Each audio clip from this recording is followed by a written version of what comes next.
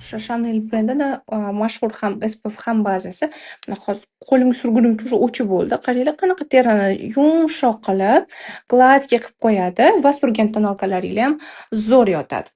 Keyin terisi quriyotganlarga особенно tavsiya qilaman Vichy'ning mana shu kremini va Estee Lauder'ni sivritkasini, chunki bu multivitamin hisoblanadi qizlarjonlar. Terilarni qurishini, qarishini oldini oladi. Sostavlari rosa zo'r chiqqan.